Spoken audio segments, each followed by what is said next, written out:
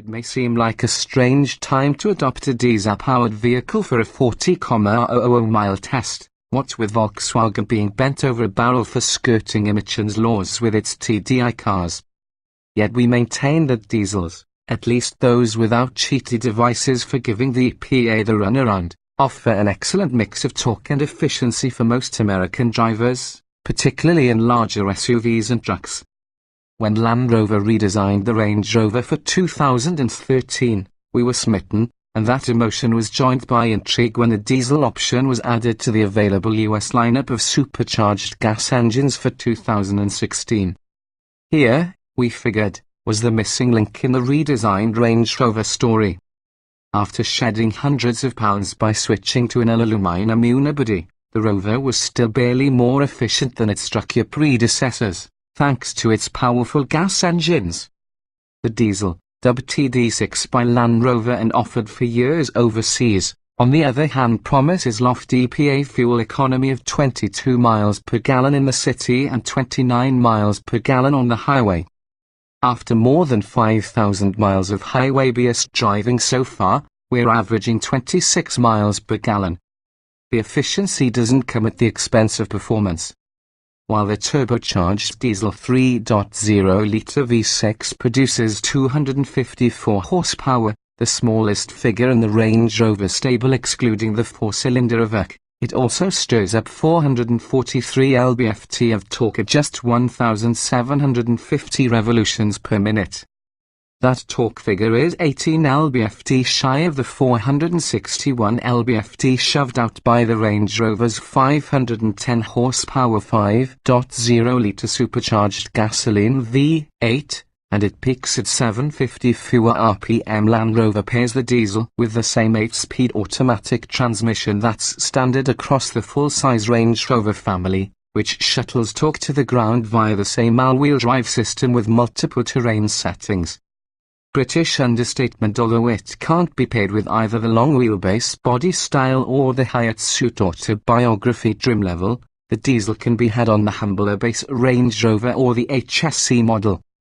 Our long-term test selection started with the $94,945 HSE, which comes standard with 20-inch wheels, 4-corner adjustable air springs, 14-way power front seats, a power-adjustable steering column, a heated steering wheel, an automatic climate control, a panoramic sunroof, navigation, front and rear parking sensors, a power-opening split tailgate, and a 380-watt Meridian sound system.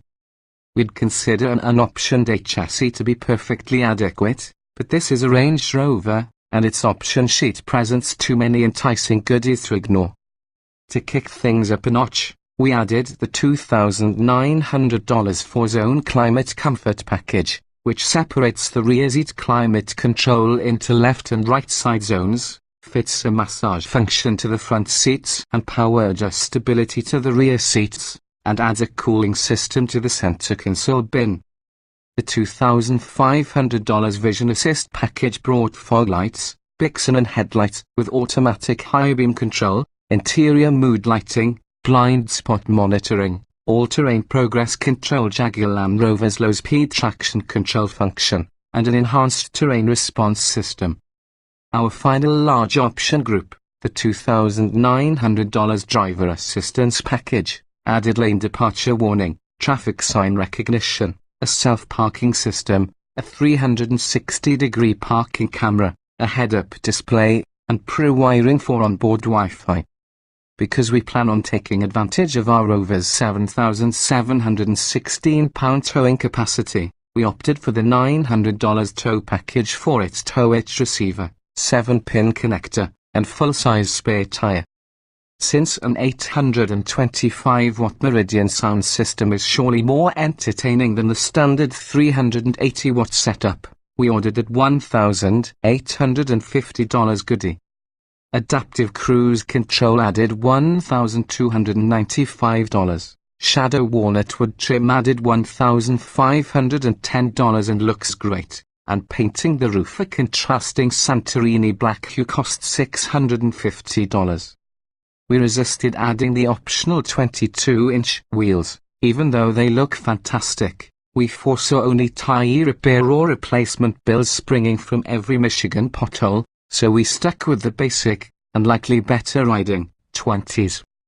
Imagine that, a vehicle that can make 20-inch wheels seem small.